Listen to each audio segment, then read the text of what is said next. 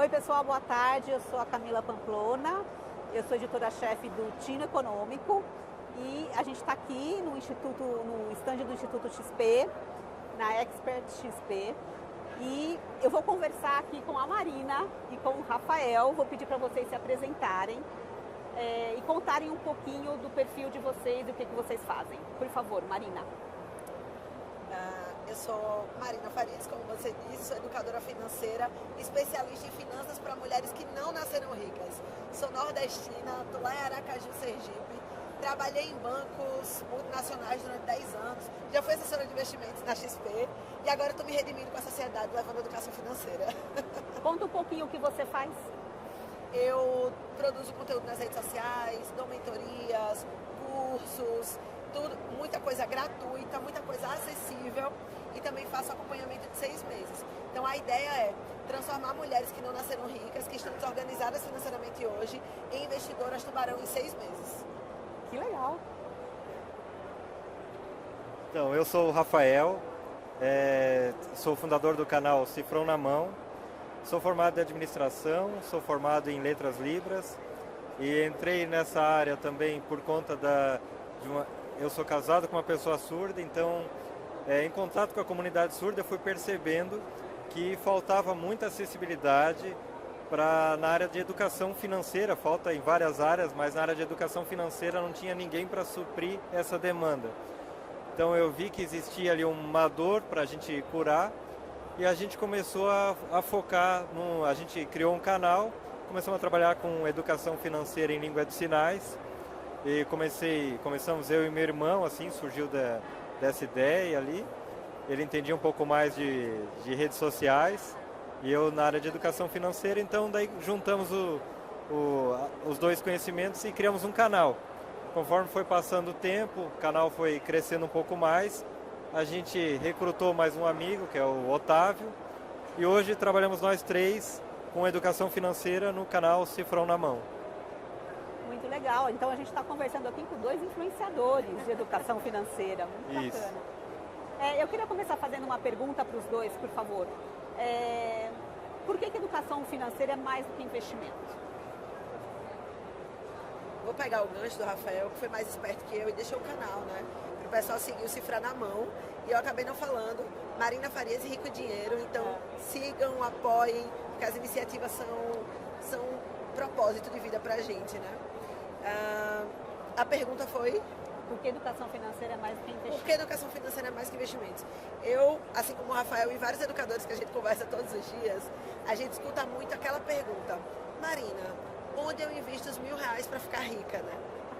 Escuto todos os dias. Só que educação financeira não é sobre conseguir pagar as contas ou sobre como usar o cartão de crédito, é muito mais. É sobre como você consegue lidar com o dinheiro para ter uma vida leve, confortável, tranquila, como você consegue impactar a sua vida, como você consegue impactar a vida das próximas gerações que vêm depois de nós. Porque historicamente a gente não teve educação financeira porque os nossos pais estavam preocupados com a nossa sobrevivência. Então somos muito gratos por isso, principalmente o meu público, que é quem não nasceu rico, né? Mas hoje a gente tem oportunidade e acesso a YouTube, Instagram, redes sociais, livros, internet, que trazem muito mais educação financeira para a gente ter clareza de quais decisões tomarem, se a gente compra no débito, se a gente compra no crédito, quais escolhas eu preciso priorizar esse mês, se eu devo anotar como eu devo anotar o que aconteceu no mês passado, para fazer análise de quais decisões eu preciso tomar para o mês que vem. Então a educação financeira é sobre você ter poder de escolha para deixar um legado para quem vem depois.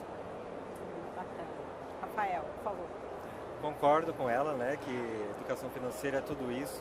Acho que educação financeira é acessibilidade também, porque trazendo educação financeira para as pessoas, elas conseguem estar de igual para igual com outras pessoas da sociedade, sabe?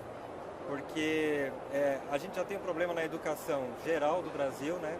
Educação financeira pior ainda, e não tem coisa pior do que tu deitar a cabeça no travesseiro, lembrando que tu tem conta para pagar e tu não tem dinheiro no banco para poder cumprir com aquelas obrigações, né? Então acho que começa por ali para te ter uma base, ter um colchão financeiro, ter uma reserva, poder ter um pouco mais de tempo com a família, porque quem não tem educação financeira está sempre endividado, sempre com problemas, não consegue ter um tempo de qualidade com a própria família, né? Até conversei essa semana, inclusive, com a minha irmã sobre isso, que às vezes a gente está numa correria tão grande que a gente não consegue ter aquele tempo. Eu tenho 2 filhas, né? De estar assim, vamos brincar disso, vamos no parque, todo mundo quer ter isso. Então, eu busquei educação financeira para ter isso e eu não queria ficar com esse conhecimento só para mim. Por isso eu acabei trabalhando com redes sociais para poder incluir a comunidade surda ali também, né? E você acha que é importante começar essa educação financeira desde jovem? Você falou das suas filhas, me veio essa pergunta na cabeça, né? A importância disso, por exemplo, ter dentro da escola, né? Sim, eu acho que é assim, uma necessidade muito grande ter isso nas escolas, porque nas famílias a gente pouco encontra, né? Então, só que se a gente for parar para pensar, nas próprias escolas, às vezes os professores precisam de educação financeira. Então, assim, é complicado exigir da escola esse papel, porque se o professor não sabe, ele vai piorar a situação, né? E eu já ouvi bastante coisa engraçada assim em escola também. Então, assim, eu acho que tem que começar desde cedo, tem que ter na escola, na minha opinião, só que a gente precisa estruturar isso melhor ainda, né? Na minha opinião. É importante tocar nesse ponto, porque eu trabalho com mulheres e muitas delas são mães. E aí, a educação financeira para a criança, você não vai dar um livro, você não vai dar um curso. A criança aprende pelo exemplo. Então, eu vejo muitas transformações acontecendo nas famílias que eu atendo, porque a mulher, como a gente sempre puxa o barco mesmo, ela foi lá, se predispôs, eu preciso aprender, eu quero ter clareza, eu quero entender, quero me organizar, e aí acaba mudando o comportamento do marido, às vezes da mãe e com certeza dos filhos. Uhum. Então, eu tenho uma cliente que ela falou assim, a minha filha me pediu um cachorro, só que ela disse, mãe, eu sei que é caro, pode ser cachorro de brinquedo. Olha, ela entendeu que, e aí a mãe dela falou, não, é que não pode, vamos fazer o seguinte, vamos começar a guardar para esse seu cachorro, mas todo mês ele vai ter um custo, porque ele precisa comer, ele precisa tomar banho, e aí a gente vai ter que ver na sua mesada, você topa, você está disposta? E aí aquilo vai construindo educação financeira nas crianças. Então sim, é muito importante que as crianças tenham educação financeira desde cedo, mas para isso a nossa geração precisa tomar a decisão de se permitir, não só descobrir qual vai ser a próxima ação que vai dar certo, que vai estourar, que vai ser a bala de prata, mas entender realmente como lidar com o dinheiro, como falar com as outras pessoas, como ir deixando esse legado para a próxima geração, né? Ô Marina, a gente estava conversando antes, você estava me contando de uma informação super bacana sobre o endividamento de mulheres no Nordeste.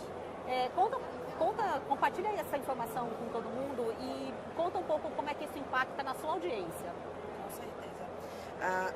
Trazendo um dado geral primeiro, Brasil, e depois a gente faz recorte Nordeste, a gente tem 78% da nossa população endividada.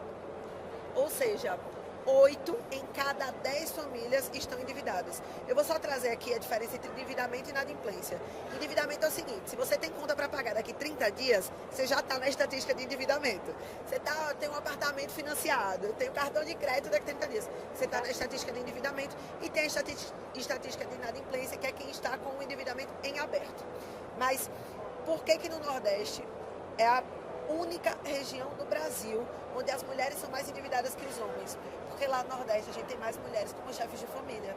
Então, a mulher que paga a conta da casa, que paga escola, que compra roupa, então ela assume aquele papel, né? A gente já traz, enquanto mulher, essa carga histórica de que a mulher tem que dar conta de tudo, tem que ser a que cuida, a que acolhe, a que resolve.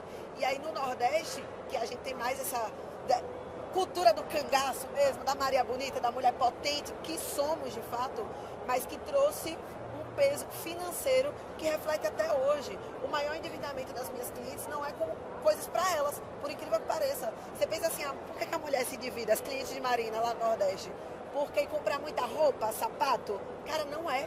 É porque ela paga a faculdade do irmão, o plano de saúde da mãe, ela paga a natação para a sobrinha, e aí tudo isso ela está fazendo no sentido de ajudar, mas está se sobrecarregando, gerando endividamento e muitas vezes inadimplência. Então, assim, esse recorte lá é muito forte, é muito visível, e como eu atendo todos os dias, eu realmente escuto e sinto a realidade de perto.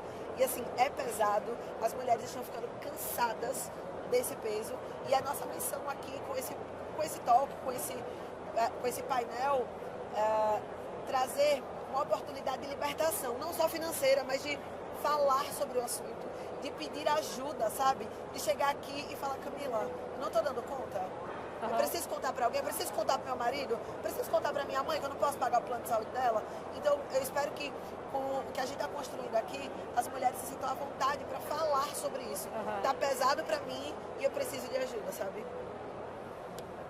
Tem algum aspecto da sua audiência que você gostaria de trazer? Qual é a principal dúvida deles ou a principal dificuldade do seu público?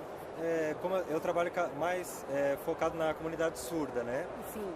Então, uma dificuldade que eu percebo, em conjunto também com a minha esposa que é surda, com meu cunhado que é surdo, assim, conversando com eles, a gente acaba entendendo da mesma forma, que os surdos, como eles têm a primeira língua, a língua de sinais, e tem o português como segunda língua, né, o português escrito como segunda língua, a gente percebe que falar sobre dinheiro, falar sobre dívidas, falar sobre qualquer questão da administração financeira acaba sendo um tabu, um problema, porque às vezes é difícil aquela língua formal que é encontrada nos bancos, nas corretoras de investimentos, o próprio cadastro de perfil de investidor de uma corretora, né?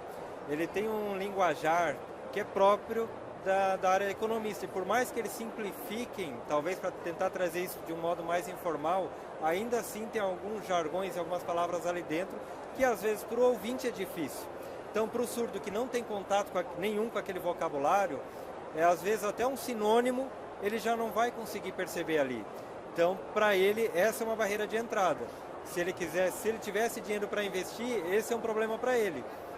Só que já começa antes disso, os próprios bancos, eles não têm surdo, não só surdos, tem ouvintes também, mas muitos surdos não sabem nem a diferença do cartão de crédito e do cartão de débito. Então, isso é o que chega para mim nas redes sociais, às vezes de dúvida, né? Então, não sabendo a diferença básica, onde eu recebi o pagamento, eu pago um monte de taxa, eu preciso pagar isso, eles não sabem nem onde clicar. As palavras que tem ali, eu acho que são, na minha opinião, a maior dificuldade, sabe? O vocabulário da língua portuguesa. Pessoal, a gente está encerrando o nosso tempo aqui. Eu preciso fazer uma pergunta do Saquinho. Por favor.